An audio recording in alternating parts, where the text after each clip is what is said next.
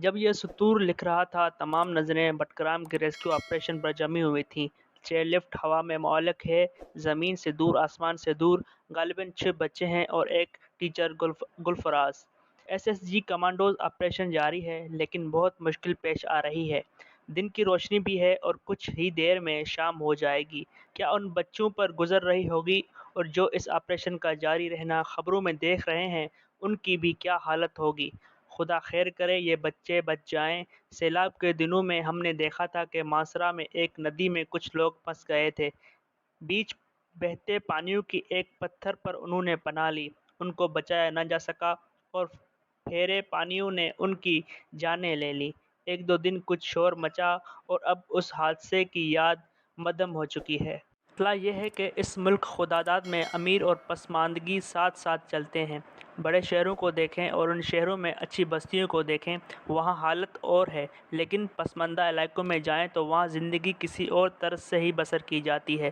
بٹگرام میں جو بچے چیئر لفٹ میں پھنسے ہوئے تھے وہ سیر و تفریح کے لیے اس میں نہیں بیٹھے تھے، بلکہ ایک پہاڑ سے دوسرے پہاڑ تک پہنچنے کے لیے ان کے یہی ایک ذریعہ تھا جو وہ استعمال کر سکتے تھے، یعنی یہ ذریعہ استعمال کرنا ان کی مجبوری تھی۔ یہ تو رہی پسماندگی کی ایک جھلک۔ دوسری طرف نظر دوڑوائیں تو ہمارے علل تلے ہی ختم نہیں ہوتے۔ ایسی بے سر و سامانی کا عالم بڑے شہروں کی اونچی بستیوں میں تو نہیں ملے گا، وہاں تو زندگی کسی اور ڈھنگ سے چلتی ہے۔ انہی شہروں کے پسماندہ علاقوں میں چلے جائیں، وہاں کہانی بالکل ہی مختلف ہوتی ہے۔ جڑاوالا میں دیکھ لیں کیا ہوا۔ وہ شہر لاہور سے کوئی اتنا دور نہیں ہے، لیکن کیا بربریت کی داستان وہاں رقم نہیں کی گئی؟ اس لیے مجبوراً یہ سوچ ذہن میں اٹھتی ہے کہ کیسا معاشرہ ہم نے تشکیل دے دیا ہے، جس میں اتنی ناہمواری ہے، عمارات کی چوٹیاں اتنی بلند کہ ان کو ماپا نہیں جا سکتا، پسماندگی اتنی گہری کہ آگ کے دریا یاد آ جاتے ہیں۔ یہ بٹگرام اور مانسرا کے علاقے، ان میں قدرتی خوبصورتی انتہا کی ہے، لیکن پتہ نہیں کن بنیادوں پر ہم نے اس معاشرے کی تشکیل کی ہے کہ اس دھرتی کے سب سے خوبصورت علاقے سب سے پسماندہ ہیں۔ یہ نہیں کہ ہم کچھ نہیں کر سکتے، کچھ کرنے کو آئیں تو بہت کچھ ہو جاتا ہے، لیکن یہاں ترجیحات ہی کچھ اور ہیں۔ بڑے بڑے محکمے ان کاموں میں پڑ جاتے ہیں جو ان کا کام نہیں۔ یہ تو کوئی بتائے محکموں کا کام ہے کہ شادی ہال بنائیں۔ جس ملک میں پسماندہ بچوں کے لیے کھیلوں کی جگہیں نہیں، وہاں کوئی تک بنتا ہے کہ گالف کورس بناتے جائیں۔ یہ تو ویسے ہی ایک دو مثالیں ہی نہیں تو سب کچھ لکھنے بیٹھ جائیں، کاغذ کم پڑ جائیں۔ یہ کہانی کب ختم ہوگی؟ کب اس دھرتی پر کس نئی روشنی کا ظہور ہوگا؟ نوجوان تو اپنا فیصلہ سنا رہے ہیں، جس کا موقع ملتا ہے باہر جانے کی کوشش کرتا ہے، مزدوری کے قابل ہے وہ جانے کی صحیح کر رہا ہے۔ جو پڑھ جاتے ہیں یا باہر کی یونیورسٹیوں میں تعلیم مکمل کرتے ہیں، ان کا جی نہیں چاہتا کہ واپس اس ملک میں آئیں۔ یہ بھی ہے کہ آبادی کچھ حصے کے لیے یہاں عیاشی بہت ہے، ہر کسی کی عیاشی، ہر چیز ان کی ضروریات کے تابع ہے، لگتا ہے ہر چیز کے مالک وہ ہیں، لیکن ان مراد یافتہ دائروں سے نکلیں تو بس خباثت اور بیچارگی۔ دیگر قوموں کی حالت بھی بری رہی ہے۔ انقلاب سے پہلے کا روس، انقلاب سے پہلے کا چین، کاسترو سے پہلے کا کیوبا، پھر ان قوموں نے اپنی حالت بدلی۔ ہندوستان کسی انقلاب سے دو چار نہیں ہوا، ہمارے ساتھ ہی آزاد ہوا تھا، لیکن دیکھ لیں وہاں کہاں پہنچ گیا ہے، ہم کہاں پھنسے ہوئے ہیں۔ سنگاپور، تائیوان، جنوبی کوریا، کوئی لینن وہاں انقلاب لے کر نہیں آیا، لیکن ان قوموں نے اپنے آپ کو کہاں سے کہاں پہنچا دیا ہے۔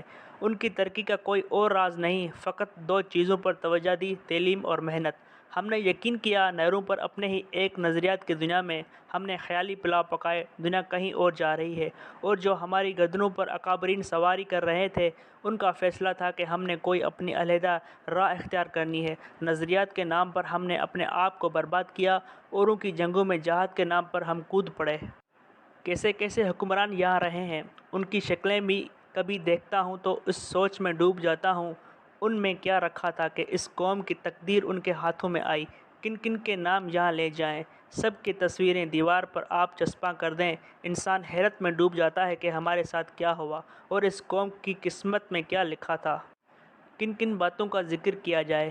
اسلام آباد کی کسی نوجوان خاتون وکیل کی گرفتاری مطلوب ہو تو پولیس دھاوا بول کر دیواروں کو پھلانگ کر بیڈ روم تک پہنچ جاتی ہے۔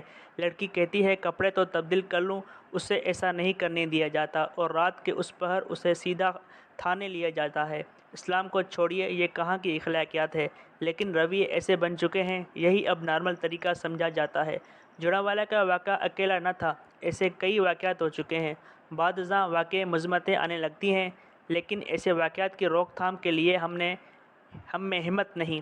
انگریز اپنی حکمرانی کے لیے ضرور ظلم کرتے تھے، لیکن جڑانوالہ یا گوجرا یا سینٹ جوزف کالونی جیسے واقعات کا تب تصور تک نہ ہو سکتا تھا۔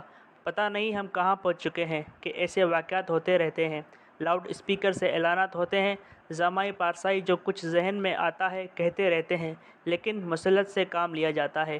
حکام ہمت دکھانے سے قاصر ہوتے ہیں، احتیاط کا دامن ہی پکڑے رہتے ہیں۔ لیکن ترجیحات کچھ اور ہوں تو وہاں کسی حربے سے دریغ نہیں کیا جاتا، یعنی کسی کو کچلنا مقصود ہو تو پھر ہر ترکیب بروئے کار لائی جا سکتی ہے، پر کتنا رونا روئیں، اور محض رونے کا فائدہ بھی کیا۔ لینن کی پوری تصانیف میں ماضی کے بارے میں کوئی رونا دھونا نہیں، پرانے وقتوں کا کوئی ذکر ہی نہیں۔ ہر تحریر اس بارے میں ہے کہ انقلاب کیسے لایا جائے، اور انقلاب کامیاب ہو تو نئے معاشرے کی تشکیل کیسے کرنی ہے۔ چیئرمین ماؤ کی بھی تمام تحریریں انقلاب اور تشکیل نو پر ہیں۔ ہمیں بھی کچھ ایسا ہی کرنا چاہیے۔ جو حالات ہیں وہ تو ہیں، لیکن ہماری تمام توانائیاں ان حالات کو تبدیل کرنے پر صرف ہونی چاہیے۔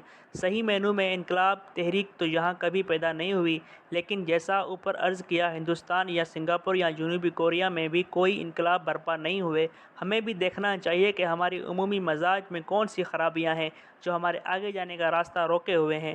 ایک تو ہماری معاشی پسماندگی ہے، لیکن اس سے بھی زیادہ خطرناک بات یہ ہے کہ ہم ذہنی طور پر پسماندہ ہیں، ہماری سوچیں پست قسم کی ہیں۔